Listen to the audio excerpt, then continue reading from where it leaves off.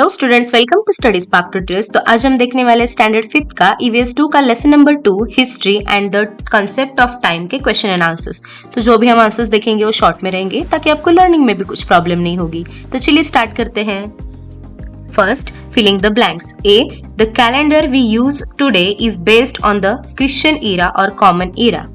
B, the period before the common era is known as the time before the common era, which is BCE, or before Christ, which is BC. Second, answer each question in a one sentence. A, which scientific methods are used to estimate the age of the layers of the soil and the remains found in them? Answer, the dating techniques such as the carbon-14 analysis and the tree rings analysis are used to estimate the age of the layers of soil and the remains found in them. B, how is the first century of the common era written? Answer, the first century of the common era is written as 1-100 CE or 1-100 AD. Third, answer the following questions in a brief. A, what is the mean by the unilinear division of time?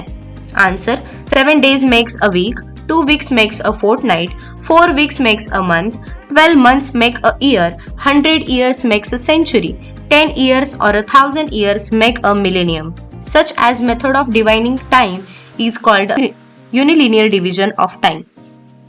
B, what are the units of measuring time?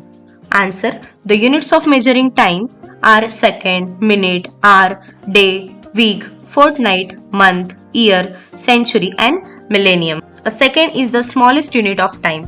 There are various methods of measuring time.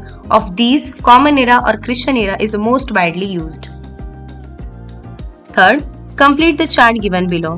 Time in history. Prehistoric period means no written records available, and historic period written records are available. Okay student, that's it for today's video. Hope you like this video. Then do like, comment and share. And for more such videos, subscribe to Study Spark Tutorials. We will meet in next video. Till that, keep learning.